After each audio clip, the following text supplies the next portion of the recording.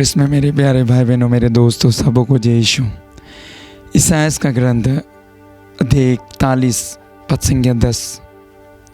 डरो मत, मैं तुम्हारे साथ हूँ, चिंता मत करो, मैं तुम्हारा ईश्वर हूँ।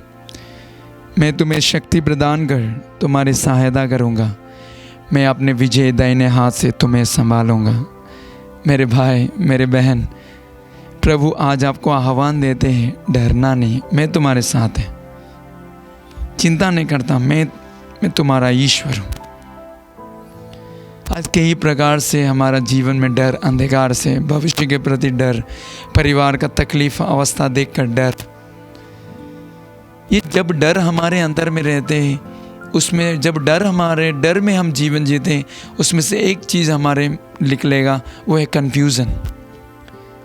कंफ्यूज रहेगा, सही फैसला लेने में असमर्थ हो,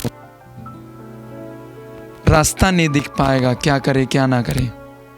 डर में है तो आप गलत फैसला, हमेशा सही फैसला नहीं पाने पर आप हमेशा गलत फैसला ले लेगा, जिनके कारण आपको पछताना बाद में पड़ता है। ये डर के कारण हम देखते हैं शिष्य लोगों को भी, जब यीशु का रूपांतरण हुआ, यीशु का पहाड़ पर, ताबोर पर्वत पर चढ़ा, उसका कपड़ा उज्जवल हो गया। साथ साथ उनके साथ बात करने के लिए एलिया और मूसा आया। तब नीचे से 3 शिष्य, याकूब, यूहन्ना, पेतरुस, ये तीनों देखा महिमा को। तब पेतरुस बोला, प्रभु हमारे लिए यहाँ होना कितना अच्छा है, इसलिए मैं आपके लिए एक तंबू खड़ा करूँगा, मूसा के लिए एक तंबू खड़ा करूँगा, एलियस के लिए एक तंबू खड़ा करूँगा, एक रूम बनाऊँगा और आप लोग वहाँ पे रहना। बाइबल कहते हैं शिष्यों लोगों को समझ में नहीं आ रहा था कि वो क्या कह रहा है, क्योंकि वो बहुत डर गए थे, बहुत डर गए थे।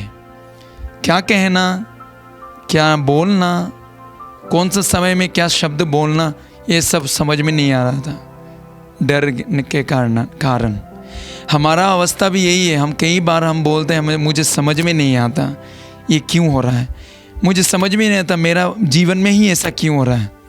वो उसका पीछे कारण है, क्योंकि डर है। प्रभु तो आपको रास्ता दिखाता है, दिखाना चाहता है, लेकिन आप देख नहीं पा रहे, इसलिए आपको समझ में नहीं आता। जब इस शिष्य लोग भी ऐसे अवस्था में था, तब वचन है आगे, तब बादल उनके ऊपर आकर छा गया। तब बादल से एक वाणी सुनाई पड़ी कि यह मेरा प्रिय पुत्र है, इसकी सुनो। ये मेरा प्रिय पुत्र है, तुम इसकी सुनो। उनके डर के अवस्था में उनको समझ में नहीं आ रहा था। उस अवस्था में पिता ईश्वर उनको संबोधित करते हैं कि तुम डरा है, समझ में नहीं आता है तुम्हें, तो तुम इसको सुनो, क्योंकि ये मेरा पुत्र है। आज आपको भी आश्वासन देते हैं, आह्वान देते हैं कि यदि आप डरे हुए हैं, आपको समझ में नहीं आता आप क्या करेगा, क्यों हो रहा है, तो आप पुत्र को सुनो। पिता ईश्वर आपको ये संदेश देते हैं, तुम मेरे पुत्र की सुनो, यीशु की सुनो। तुम कुछ मत बोलो, तुमको कुछ समझ में नहीं आता, डर है, कुछ मत बोलो, तुम यीशु की सुनो। पिता ईश्वर ने इंगित करके बताते हैं, तुम यीशु की सुनो। यीशु को हम किस तरह सुन पाएगा? वचन पढ़ के, किसी रिट्रीट में, साधना में भाग लेकर वचन सुनना, क्योंकि वचन ही यीशु है, वचन ही यीशु है। इसलिए वचन हम जब सुनते हैं, तब मालूम चलेगा मेरा जीवन में ऐसा क्यों है, तब समझ में आएगा।